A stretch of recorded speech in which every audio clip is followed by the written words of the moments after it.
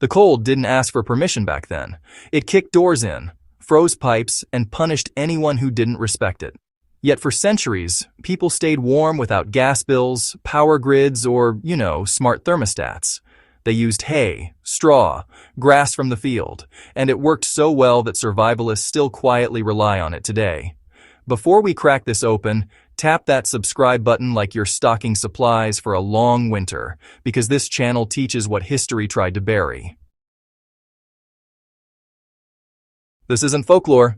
This is forgotten engineering. Real warmth, zero fuel bills.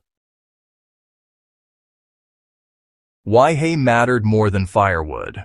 Old homes didn't waste heat because they couldn't afford to.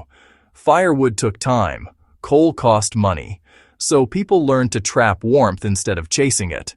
Hay wasn't just animal feed. It was insulation, thermal storage, and in some cases, a slow-burning heater that never saw a flame. Hay and straw are packed with air. Trapped air is the real insulator, not the material itself. When packed thick around walls, roofs, and floors, hay slowed heat loss dramatically.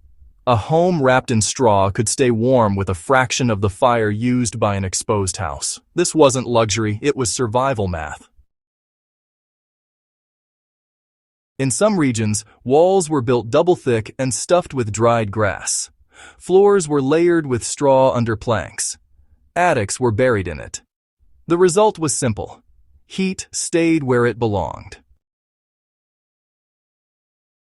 The compost heat secret nobody talks about. Here's where things get wild. When hay breaks down, it generates heat. Controlled decay creates steady warmth for weeks or even months. Farmers noticed this accidentally when haystacks smoked in winter. Survivalists noticed it on purpose.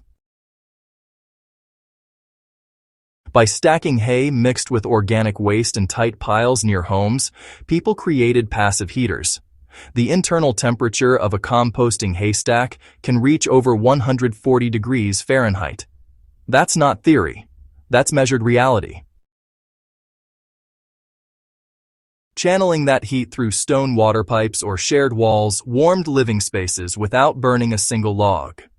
During fuel shortages in wartime, variations of this method kept families alive.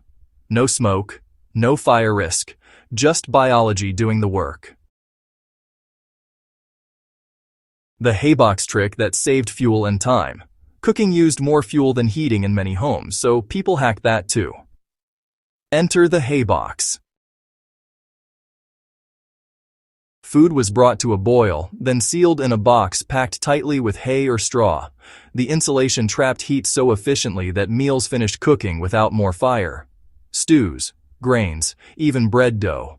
This single trick cut fuel use by more than half in some households. But here's the part most people miss. Kitchens stayed warmer. The retained heat radiated slowly instead of disappearing up a chimney. One fire did multiple jobs.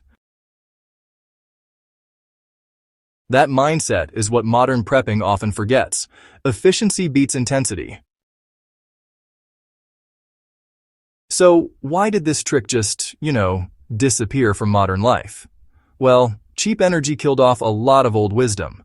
Once electricity and gas became widespread, insulation got thinner, homes leaked more, and honestly, people's habits just got lazier.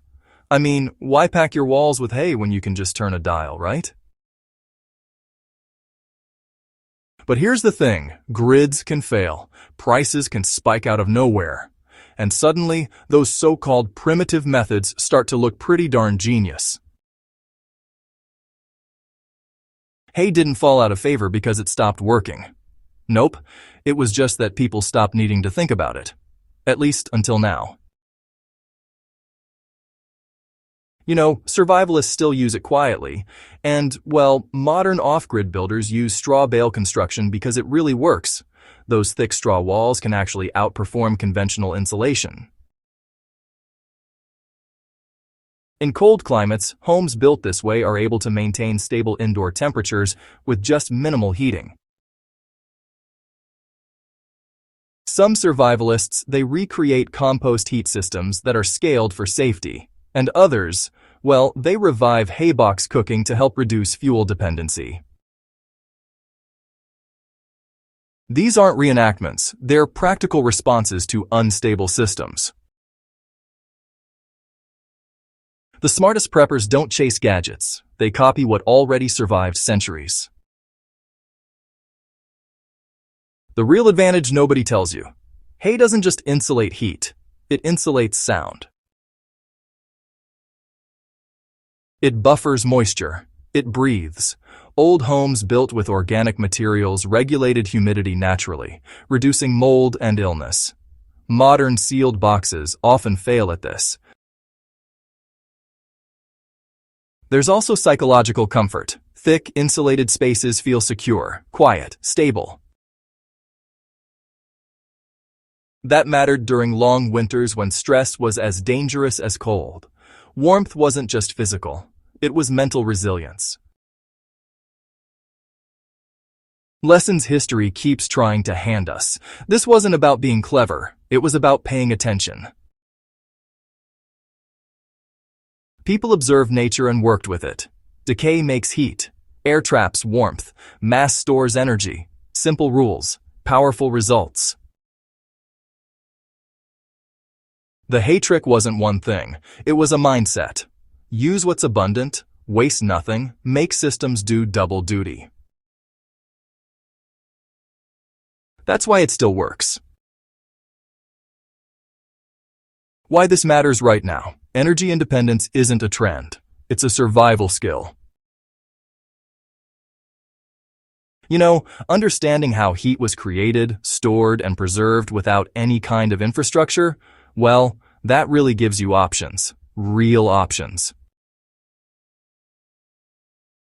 History doesn't repeat just because it's dramatic. It repeats because, honestly, systems fail the same way every single time. And, you know, the answers are often old, quiet, just sitting out there in a field. If this opened your eyes, go ahead and subscribe to History's Survival Code and share this with someone who thinks modern prepping started just last decade. Because, well, the future belongs to those who remember what worked when nothing else did.